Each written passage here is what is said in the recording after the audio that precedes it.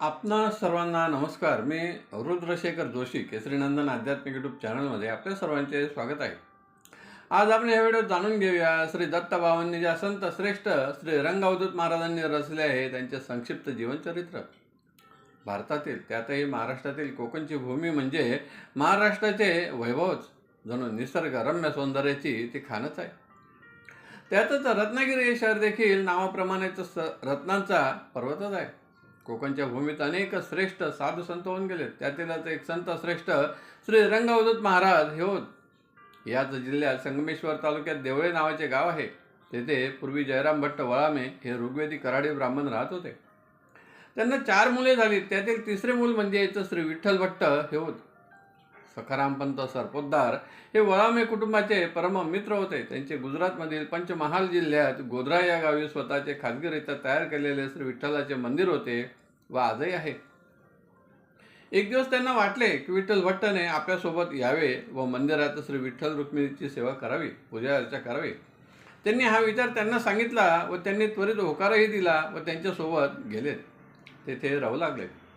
काही दिवस गेल्यानंतर भगवंताने विठ्ठल भट्ट यांना स्वप्नात दृष्टांत दिला. मी तुझ्या घरी येणार आहे असे 3 वेळा सांगितले, पण त्यांना त्याचा अर्थबोध काही होईना. म्हणून पुन्हा प्रार्थना केली. तेव्हा विठ्ठलाने पुन्हा स्वप्नात येऊन सांगितले, तू स्वगृही जावे, विवाह करावा, पाली या गावात तुझी वधू निश्चित केली आहे.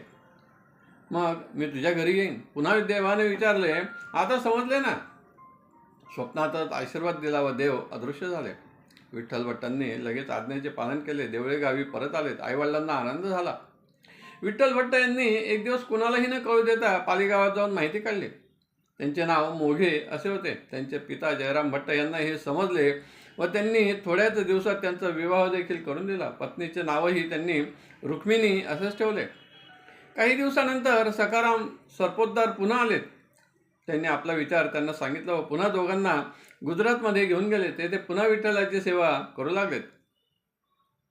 पुढे दिनांक 21/11/1898 मध्ये त्यांना एक पुत्र झाला. त्याचे नाव त्यांनी पांडुरंग असे ठेवले. पांडुरंग मोठा होऊ लागला. अवघा 5 वर्षांचा झाला आणि त्यांचे पिता विठ्ठल भट्ट यांचे निधन झाले. तेव्हा पांडुरंगाचा लहान बंधू 3 वर्षांचा होता. आईचे वय अवघे 24 वर्षांचे होते. काही दिवसांनी पांडुरंग व नारायण यांचे मौंज करण्याचे त्यांच्या मातेने ठरवले व पुन्हा देवळे गावी तिघेही जण आलेत. त्यांचे आजोबा व गावातील लोकांच्या सहकार्याने मौंज झाली.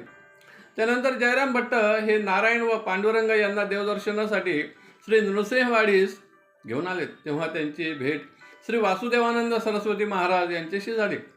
त्यावेळी पांडुरंगाची आई देखील तिथे सोबत होती. तेव्हा श्री वासुदेवानंद सरस्वती पांडुरंगास उद्देशून म्हणाले, हा आमचा मुलगा आहे. त्यास विचारले, तू कोणाचा आहेस? त्याने उत्तर दिले, हो तुमचाच आहे. त्यानंतर सर्वजण घरी परत आलेत. एक दिवस त्यांना पुन्हा स्वप्नात दृष्टांत दिला. पोथीवाच. स्वप्नात 2 सत्पुरुषांचे दर्शन झाले.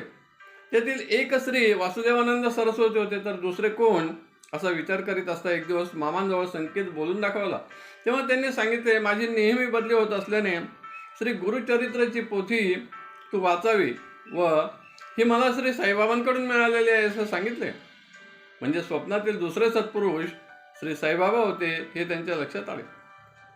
महाराजांनी मराठी, गुजराती, इंग्रजी व हिंदी भाषेचेही ज्ञान घेतले. त्यांचे कॉलेजच्या जीवनापर्यंतची वेशभूषा कोट, टोपी व धोतर व पायात पादत राहणे असा होता. पुढे त्यांनी डोक्यावर जटा वाढवल्या, दाढी वाढवली व त्यांची ओळख श्री रंग अवधूत महाराज या नावाने झाली. गुजरातमध्ये श्री गुरुदत्त भक्तीचा प्रसार करणारे श्री रंग अवधूत महाराज याच नावाने ते तेथे देखील व सर्व ठिकाणी प्रसिद्ध आहेत. त्यांनी श्री गुरुदत्त भक्तीपर अनेक स्तोत्रे, भजने रचलीत.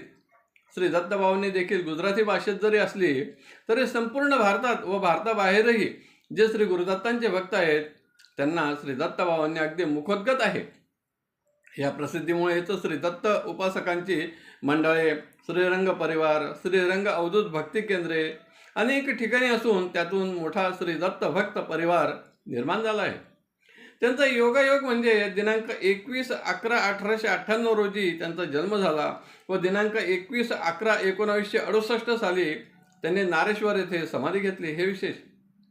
अशा संत श्रेष्ठ श्री रंग अवधूत महाराजांना साष्टांग प्रणाम करून हा व्हिडिओ येथेच समाप्त करतो.